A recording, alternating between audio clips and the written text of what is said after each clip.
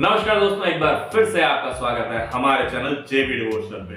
पिछले एपिसोड में हमने देखा कि किस प्रकार दुर्योधन ने कर्ण को अंगराज कर्ण का नाम दे दिया और अंग प्रदेश उनके नाम पे कर दिया, जो कि भीष्म पितामह ने अर्जित किया था और दुर्योधन ने किया, उधर पिताजी ने उसको अप्रूवल भी दे दिया। खैर अब बात ये हो गई है कि राजा होने के उपरांत उनको अधिकार मिल गया है कि वो युवराज को आह्वान दे सकते हैं कि आप आइए और मुझसे स्पर्धा कीजिए। युवराज बोले तो अर्जुन। अब अर्जुन से स्पर्धा करने के मामले में मामला वहीं रुक गया था कि स्पर्धा शुरू होने ही वाली थी और एपिसोड समाप्त हो गया था। तो स्पर्धा देखने के लिए चलते हैं नेक्स्ट एपिसोड, जिसका नाम है एपिसोड 52 पार्ट 2।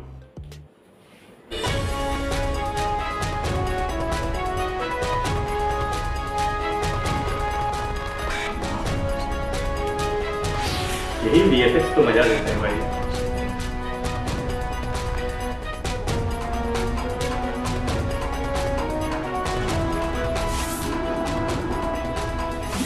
दोनों में हार जीत का कोई सवाल ही नहीं होता।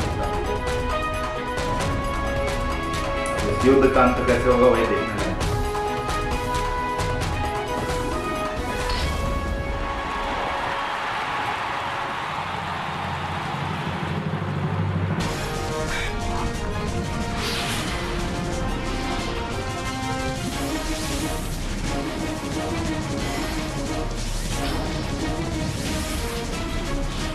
ये देख रहे हो,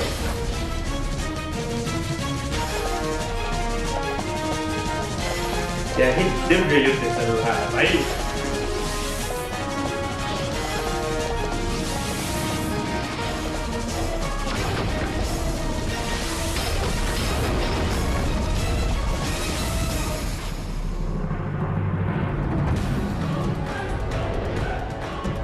भाई हवा में युद्ध चल रहा है। क्या था यही सब तो विजुअलाइजेशन है जो इसको बहुत संजय अलग ही लेवल का बना देता है। पराजित हुआ। अभी तक कोई भी निर्णय नहीं हुआ है महाराज। सूर्यास्त होने में कुछ ही क्षण बचे हैं। सूर्यास्त होने से पूर्व निर्णय आ जाना चाहिए।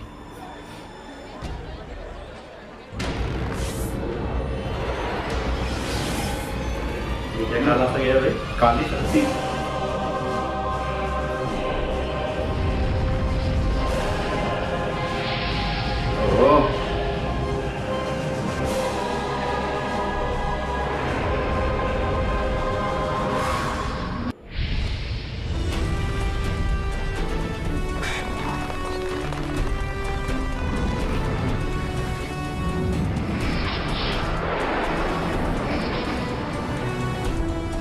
वाह,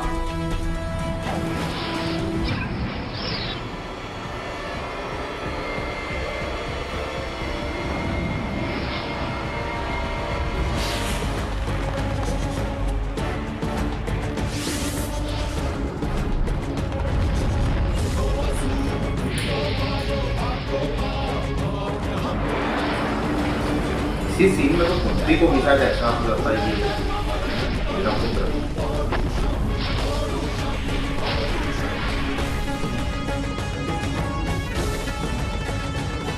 अभी जितनी भी बातचीत है उसका नाम नहीं लिया। हाँ, क्योंकि नाम तो कुंती को ऐसे ही पता था। ये यहाँ पे शायद मेरे ख्याल से कवच।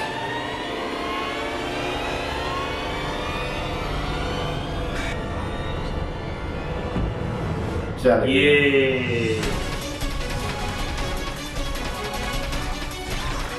देख ले कवच।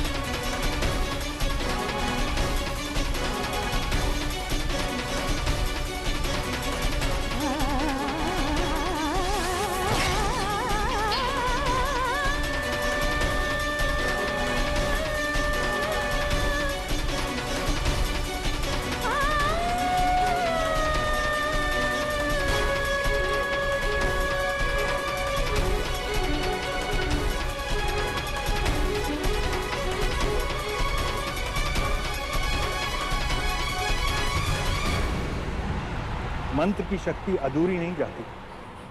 मेरे विलीन होते ही मेरे तेज का एक अंश बालक के रूप में तुम्हारे पास रह जाए। मेरा पुत्र अजय होगा कुंती। समग्र विश्व में वो कर्ण के नाम से प्रकाशित होगा।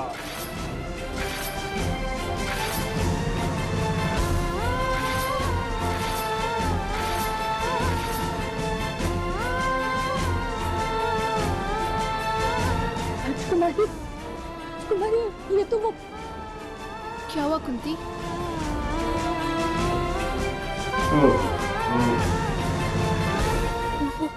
वो युवा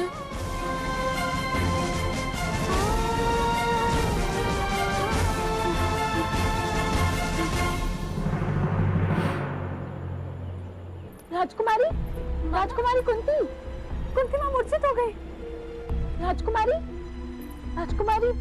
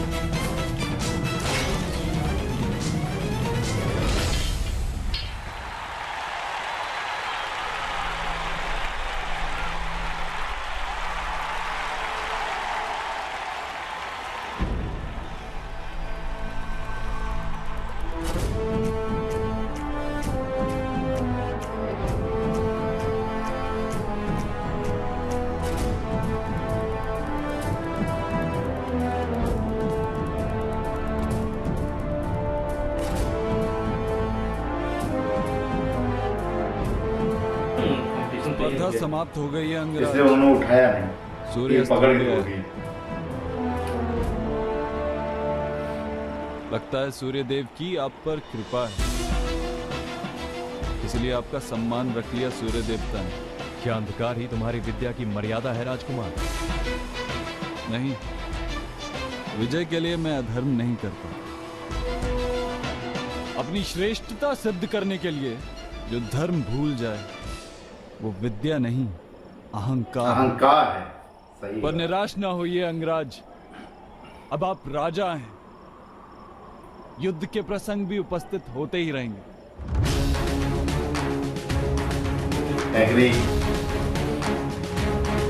कभी ना कभी तो मौका मिलेगा ही मुझे भी अपनी पूरी ख्याति दिखाने का, और आपको भी। आप यहाँ साबित करने पे आ गए ना, जो विद्या मैंने ली है वो उनसे बढ़कर साबित करने का तरीका एक ही एक भैया, जो सबसे धनुधारी उसके सामने खड़ा हूंगा मैं। मेरा तो हो गया भैया, यही तक था। तुम भी बच गए, हमें एक आदमी भी मिल गया।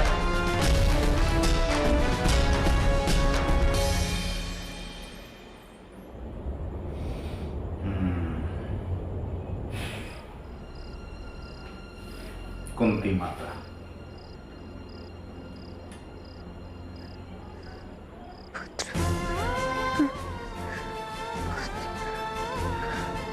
मेरे विलीन होते ही मेरे तेज का एक अंश बालक के रूप में तुम्हारे पास रह जाए।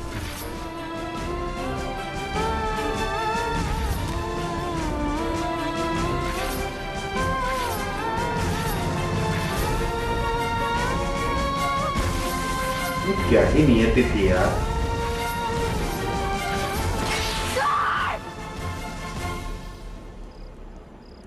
राजकुमारी, राजकुमारी, राजकुमारी शांत हो जाइए, शांत हो जाइए राजकुमारी, और स्मरण कीजिए कि आप कहाँ हैं।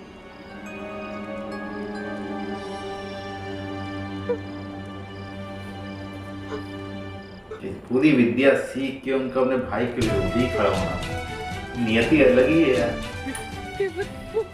और वही दोनों भाई एक ही तरफ होते तो पलट ही जाता गेम। फिर तो कर्ण राजा तय था। मेरा पुत्र दो धनुधारी एक तरफ से। कौन कर्ण? मैं तो आपके 5 पुत्रों को ही जानती हूँ कुमारी।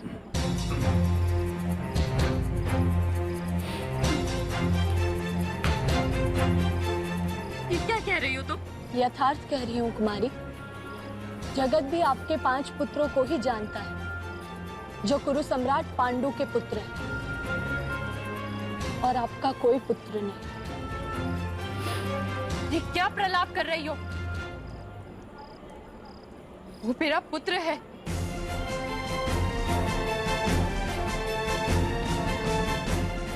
स्वयं भगवान सूर्य नारायण का प्रसाद है वो।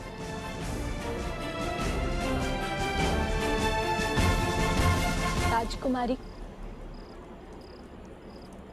जो पंख मोर के तन से जुड़ा होता है वही उसका श्रृंगार होता है। जो पंख छूट गया वो साधुओं के आसन की धूल झाड़ने के काम आता है। मूर्ख के भांति बात मत करो प्रियंवदा। मोर पंख तो किसी के मस्तक का मुकुट भी ये बात भी बन अच्छी सकता अच्छी लाइनें हैं। है। वो मेरा पुत्र है प्रियंवदा। उसका अधिकार है मुझ पर।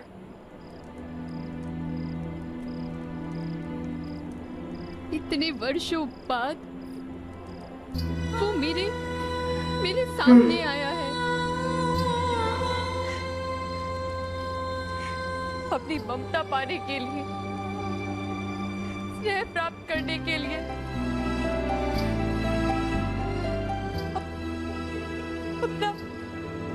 अपना अधिकार मांगने के लिए। किंतु राजकुमारी, उसे तो ज्ञात भी नहीं है कि आप उसकी माता हैं। जो कभी प्राप्त ही नहीं हुआ उसका दुख नहीं होता मनुष्य को। आप अपने 5 पुत्रों का विचार कीजिए, उनके दुख का विचार कीजिए। यदि समाज जानेगा कि कर्ण आपके विवाह से पूर्व जन्मा पुत्र है तो उसका सम्मान नहीं बढ़ेगा, किंतु आपके 5 पुत्रों का उपहास होगा।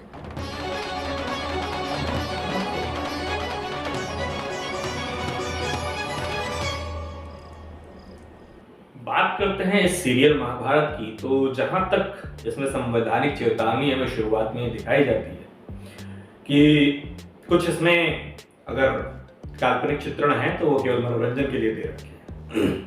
खैर, कहीं ना कहीं सीरियलों को इस चीज की मर्यादा का भी ज्ञान रखना चाहिए कि कुछ लोग ऐसे भी हैं जो केवल सीरियल को देखकर ही ज्ञान अर्जित करते हैं। हमें भी नहीं पता था, जो हमारी एक सब्सक्राइबर ने हमको बताया कि कर्ण की दरअसल जो दीक्षा थी वो 3 गुरुओं द्वारा हुई थी। एक गुरु द्रोणाचार्य, कृपाचार्य और भगवान परशुराम।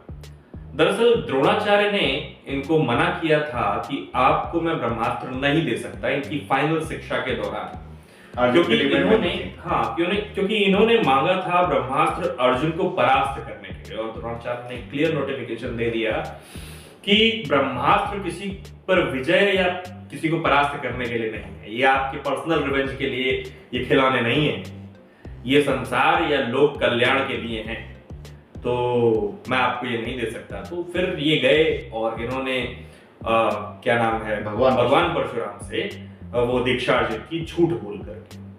खैर, मैंने भी इस पे रिसर्च की तो मुझे क्या पता चला कि 2 पंथ हैं जो अलग अलग विश्वास करते हैं इस बारे में। एक का मानना है कि जो सीरियलों में या जो दंत कथाओं में दिखाया जा रहा है वो सही है, और एक जो महाभारत की पंक्तियों में उकेरी गई चीजें हैं वो सही है।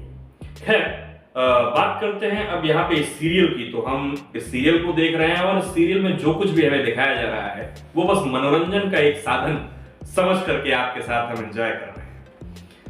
खैर, इस एपिसोड में जो हमें दिखाया गया वो ये था कि कर्ण और अर्जुन का आमना सामना तो हो गया और दोनों प्रतिस्पर्धा में एक दूसरे की बराबर है। भगवान सूर्य नारायण ने कर्ण को बचा लिया, ऐसा कहना था अर्जुन का, और कर्ण का कहना था कि अंधकार ही क्या तुम्हारी सीमाएं हैं। खैर, बहुत ही मनोरंजक खेल चल रहा था। अचानक से ये एपिसोड यही समाप्त हो गया। माता कुंती को भी ये एहसास हो गया कि उनका एक पुत्र था के साथ साथ है। याद तो उनको था, लेकिन ऐसे उनके सामने आएगा ये उन्हें नहीं। हाँ, ये उन्हें आभास नहीं था। खैर, अब सीरियल थोड़ा सा इमोशनल मोड ले रहा है। खैर, बने रहिए हमारे साथ, जल्दी लेकर लौटेंगे एक और नया एपिसोड इसी इमोशंस के साथ। तब तक के लिए राधे राधे।